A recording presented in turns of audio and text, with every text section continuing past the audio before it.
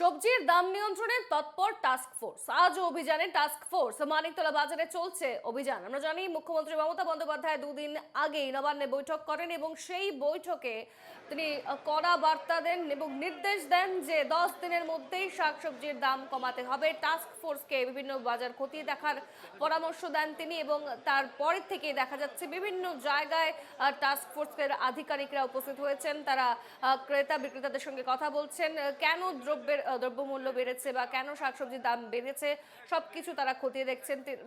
এবং এই মুহূর্তে আমাদের সঙ্গে সরাসরি রয়েছেন আমাদের প্রতিনিধি পৃথা দাশগুপ্ত মানিকতলা থেকে। মানিকতলায় আজ কি ছবি দেখতে পাচ্ছ পৃথা? যেহেতু সবজির দাম নিয়ন্ত্রণে তৎপর হয়ে উঠেছে টাস্ক ফোর্সের আধিকারিকরা, আজও সেখানে তারা উপস্থিত রয়েছে, কি জানাচ্ছ? দেখো, আজ দ্বিতীয় দিনে টাস্ক ফোর্সের যে অভিযান, সেই অভিযান চলছে। এই মুহূর্তে মানিকতলা বাজারে রবীন্দ্রনাথ কোলে তিনি রয়েছেন এবং তার সঙ্গে তার যারা টিম মেম্বার তারাও রয়েছেন। সব থেকে বড় বিষয় যেটা অভিযোগ উঠছে, যে ক্রেতারা বলছেন টাস্ক ফোর্স যখন থাকছে তখন হয়তো 100 টাকার যে লঙ্কা সেটা 60 টাকায় তারা বিক্রি করছেন, কিন্তু তারা চলে গেলে আবার যে কে সেই বিক্রেতারা যদিও বলছেন যে দাম অনেকটা কমেছে। আমি একটু সরাসরি একটু কথা বলবো যারা ক্রেতা। আপনি তো বাজার করতে এসেছেন, কি দেখলেন বাজারে? আপনি একটা অভিযোগ করলেন যে যতক্ষণ টাস্ক ফোর্স থাকছে ততক্ষণ সামান্য পরিমাণ উচ্ছে 100 টাকা ছিল, সেটা এখন 80 টাকা হয়েছে। এই 100 টাকা ঝিঙে ছিল 80 টাকা হয়েছে। এই সামান্য পরিবর্তন হয়েছে, এখনো সেরকমভাবে এটা আমাদের। আপনি একটা অভিযোগ করছিলেন যে টাস্ক ফোর্স যতক্ষণ থাকছে, যতক্ষণ তাদের অভিযান চলছে ততক্ষণ দাম কম বলছে, তারপর তারা চলে গেলে দাম বাড়িয়ে দিচ্ছে, ঠিক কি অভিযোগ? ওই মাত্র ওনাকে দেখলাম ভেতরে উচ্ছে বললো 60 টাকা। আমি বললাম দেখুন বাইরে ফুটপাতে বিক্রি করছে 80 টাকা, যেই আপনি চলে যান আবার 100 টাকা করবে। তখনই বলে আপনি রোজ বাজার করেন না। আরে বাজার রোজ না করি, আমরা তো বাজারের একটা ব্যাপারটা বুঝি যে কত করে কি ভেজিটেবলটা যাচ্ছে।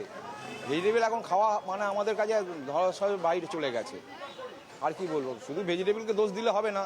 এবং আলু মানে নিত্য প্রয়োজনীয় জিনিস, সেটা যদি আজকে 35 টাকা করে কিনতে হয় মানুষের, কি বলবো আর বলুন। তাহলে তো বোঝা যাচ্ছে একটা অভিযোগ যে যতক্ষণ এই অভিযান চলছে ততক্ষণ নাকি তারা দাম কমাচ্ছেন, তারপরে দাম প্রচুর বেড়ে যাচ্ছে। আমি একটু যারা রয়েছেন বিক্রেতা, আমি তাদের সাথে একটু কথা বলার চেষ্টা করব। আজকে কি দাম অনেকটা কম? কত হয়েছে আলু? মুখ ব্যথা হয়ে যাবে বলতে বলতে। দেখি আজকে 33 টাকা জ্যোতি আলু, 33 টাকা, 2 টাকা করে কিলোতে কমে গেছে। তো বোঝা যাচ্ছে 2 টাকা করে আলু কিলোতে কমেছে এবং প্রত্যেকটা সবজি, যে সমস্ত সবজি ধরা ছোঁয়ার বাইরে ছিল। কি দেখলেন বাজারে এসে আজকে কি অবস্থা? আজকে বাজারে এখন তো কদিন ধরেই দেখছি খুবই দাম বেড়েছে, এত দাম বেড়েছে কেনা ছোঁয়ার বাইরে একদম চলে যাচ্ছে। তা আজকের এসে দেখছি দাদার কাছে আমি বেশি আলু নিই, আজকে এসে দেখছি 2 টাকা করে কিলোতে কম আছে। সামগ্রিকভাবে যে ছবি দেখা যাচ্ছে যে দাম কিন্তু ঊর্ধ্বমুখী, 2 টাকা 3 টাকা করে কমছে। এবং যে অভিযোগ করছেন ক্রেতারা, যে টাস্ক ফোর্সের এই যে অভিযান, এই মুহূর্তে টাস্ক ফোর্সের যারা সদস্যরা তারা কলেজ স্ট্রিটের দিকে যাবেন এবং কলেজ স্ট্রিট বাজার, সেখানেও তাদের আজকে অভিযান রয়েছে।